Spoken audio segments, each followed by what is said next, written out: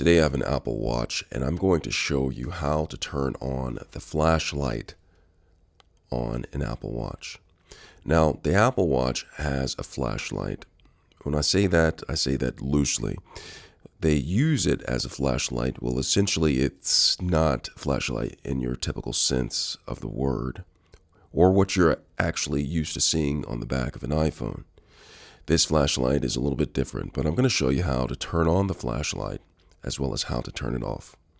Now, with the Apple Watch, what you do is you're going to come up to the side, press that button, and it brings you up to the screen right here.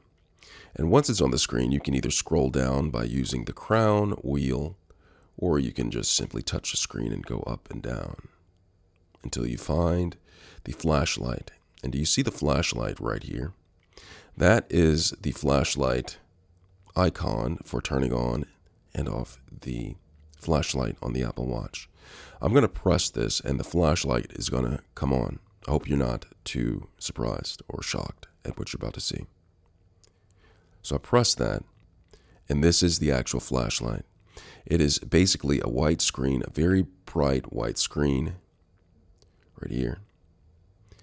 It's a very bright white screen that's like a little strobe action going on right here. And that is the actual just steady, bright white light for the flashlight. So this is essentially the flashlight, and when it is dark outside or in the area that you're in and you have this on, it appears to be like a flashlight. It's not as great as the LED flashlight on the back of your iPhone, but it does illuminate a space enough so you can see a little bit. So it is useful despite it not being like the LED that you see on the back of an iPhone. In order to turn off this flashlight feature on an Apple Watch, just simply go ahead, tap this, and just bring it back down, and the light goes off. Now I can press aside, and there's no need to come back in here to press that again because it automatically turned off.